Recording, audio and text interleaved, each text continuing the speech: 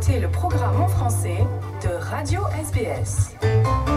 Bonjour, je m'appelle Christophe Mallet et je suis en charge des programmes en français à la radio nationale australienne SBS.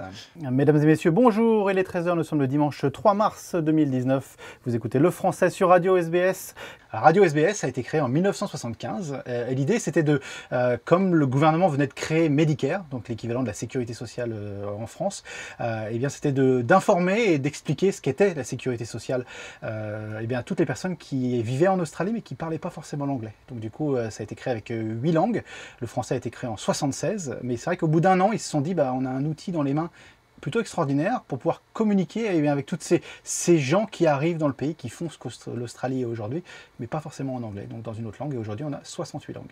C'est vrai qu'aujourd'hui c'est des plateformes partagées, c'est-à-dire qu'en fait on a la radio, on a aussi tout ce qui est en ligne, c'est hyper important les podcasts, donc on est vraiment connecté avec le monde moderne, donc c'est dur de dire exactement combien il y a de programmes, parce qu'en fait il y a énormément de programmes tout au long, c'est 7 jours sur 7, mais l'idée c'est de parler à la communauté francophone en Australie et de leur expliquer toutes les facettes de l'Australie, à la fois ce qui est économie en Australie, les raisons sociales en Australie, l'information en Australie. Donc on n'est pas un programme français, on est un programme australien qui parle une autre langue, en l'occurrence le français. Alors il y a 70 000 Français en Australie, on estime qu'il y a à peu près 250 000 personnes qui parlent le français, et c'est sans compter toutes les personnes qui apprennent le français, donc soit à un niveau bon, voire même très bon. Donc c'est très dur de répondre exactement combien il y a de personnes qui nous écoutent. Ce qu'on sait, c'est qu'il y a 1,5 million de personnes qui téléchargent nos podcasts tous les ans. C'est quand même pas mal pour un petit programme en français à l'autre bout de la planète. Mais c'est vrai que ça va des expatriés français qui veulent avoir un lien avec le retour au pays, des Canadiens, des Rwandais, des Africains, des gens des îles, les Néo-Calédoniens qui nous écoutent également. Vraiment, ce que la francophonie peut offrir, aujourd'hui, on essaye de l'offrir dans notre petit pays, ou grand pays, qui est l'Australie. Avec l'Australie, il y a ce rattachement à la langue française c'est pas l'anglais.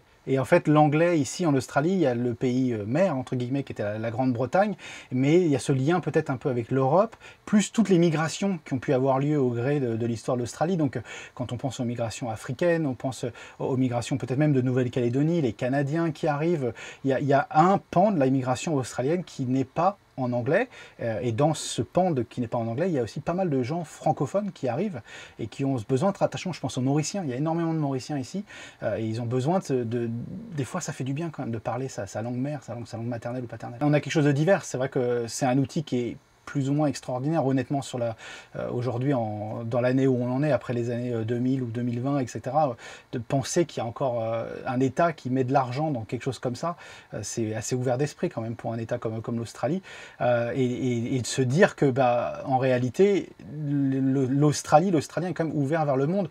Le fait que l'Australie, le pays en lui-même, soit si loin de tout, je pense que ça peut aussi expliquer le fait qu'il y a ce besoin d'ouverture vers ailleurs que sa langue maternelle qui est l'anglais en fait. J'espère que la situation du français va comme ça en Australie, principalement parce que le nombre de Français et de francophones augmente. On le voit tous les 5 ans, il y a le recensement. Nous, on est géré par ce qui est le recensement, c'est-à-dire que nos chiffres, dans le nombre de programmes, toute la programmation, la grille horaire, elle est quand même faite en réciprocité avec ce qui se passe sur le recensement. Donc quand une langue augmente comme le français, forcément notre programmation, notre présence dans la grille va être plus importante ou moins importante selon la présence dans la langue. Donc les chiffres nous montrent que le français progresse en Australie.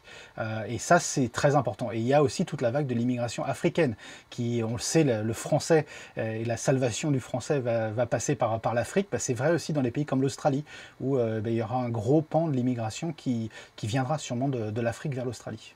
Alors, pour moi, les défis de demain, c'est vraiment l'ouverture à la francophonie. Et vraiment, c'est très compliqué de ne pas être franco-français. Et c'est bête à dire, mais en fait, quand on voit le volume d'informations qui est généré dans le monde, la France prend quand même une part énorme de cette place, ne serait-ce que dans la disponibilité de ce qu'on peut passer à l'antenne. Donc nous, le vrai défi aujourd'hui, il est aussi de pouvoir parler aux autres Français, de parler aux francophones canadiens, de parler aux francophones africains, encore une fois. La Nouvelle-Calédonie, c'est vraiment à côté. C'est la réalité réalisation du fait qu'en 3 heures, on peut être en France, mais une autre France. Et qu'est-ce qui va devenir le grand défi du Pacifique francophone? Il est là, on veut être partenaire de ce grand défi du Pacifique francophone. Donc pour nous, les challenges, les défis, ils sont vraiment autour de ça. La France, c'est bon, on a le lien, il est là, il est solide. Et la France, on l'a vu hein, dans toutes les autres parties d'Australie, pas qu'à Melbourne, mais la France renforce son lien avec l'Australie. Le président Macron était là, il y a eu des liens avec les sous-marins. Ce tissu, il est déjà là naturellement.